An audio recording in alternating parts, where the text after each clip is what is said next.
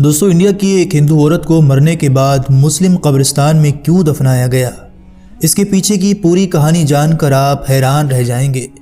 मरने से पहले क्या ये हिंदू औरत मुसलमान हो गई थी और आखिर क्यों इस औरत को मुस्लिम कब्रिस्तान ले जाया गया और इसकी बाकायदा नमाज जनाजा भी पढ़ाई गई थी। आपसे गुजारिश है कि हैरान करने वाली इस वीडियो को एंड तक जरूर देखिएगा। दोस्तों, बिहार के रोहतक जिले की रहने वाली एक हिंदू महिला ने ये ख्वाहिश जताई थी कि मुझे मुस्लिम रीति रिवाज के तौर पर दफनाया जाए और सिर्फ कब्रिस्तान में ही दफनाया जाए और दफनाने से पहले मेरी नमाज जनाजा भी पढ़ाई जाए। जबकि इस खातून का पूरा परिवार हिंदू घराने से ताल्लुक़ रखता है और पूरा ख़ानदान हिंदू धर्म को अच्छे से फॉलो करता है। लेकिन इस हिंदू औरत के साथ ऐसा क्या हुआ था कि इसकी पूरी ज़िंदगी ही तब्दील हो गई। इसकी पूरी हकीकत हम आपको आगे वीडियो में दिखाएंगे। दोस्तों, शरीर से तो ये औरत हिंदू नज़र आती थी, लेकिन इसकी रूह अल्लाह की वहदानियत की गवाही दे रही थी।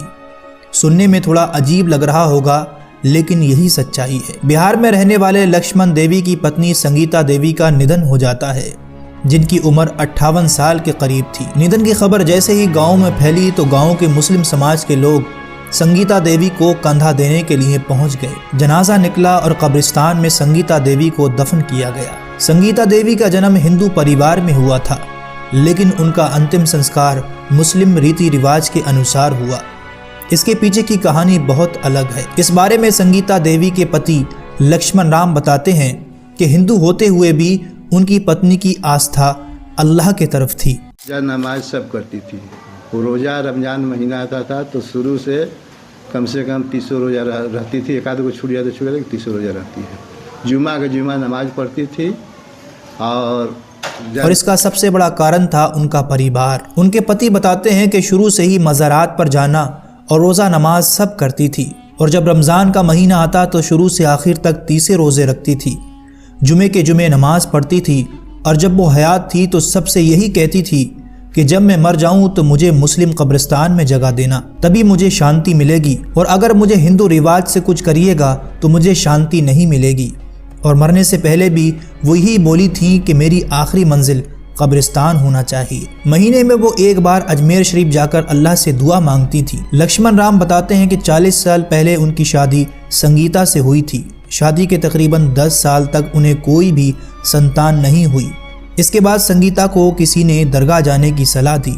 वहाँ जाकर उसे अल्लाह से दुआ करने पर संतान की प्राप्ति हुई। इसके बाद से ही इस हिंदू औरत की अकीदत इस्लाम को अपनाने के लिए बढ़ गई थी। इनका पूरा परिवार सनातन धर्म का मानने वाला है, लेकिन इनकी सास सिर्फ इस्लाम धर्म को मानती थी। इसलिए इन खातून के फौत होने के बाद मुस्लिम कब्रिस्तान में दफनाया गया था और दफनाने से पहले बाकायदा नमाज जनाजा भी पढ़ाई गई है। बेशक दोस्तों, अल्लाह जिसे चाहे हिदायत देता है। एक तरफ पूरा ख़ानदान हिंदू धर्म को मानने वाला था, लेकिन उन्हीं में से अल्लाह ने एक को ईमान की दौलत से नवाजा। ये थी एक हिंदू औरत को कब्रिस्तान में दफनाने की स्टोरी। बाकी आप इसके बारे में अपनी क्या राय रखते हैं, हमें नीचे कमेंट बॉक्स में ज़रूर बताइएगा। वीडियो अच्छी लगी हो तो इसे लाइक, चैनल को सब्सक्राइब और अपने दोस्तों को ज़रूर शेयर करें।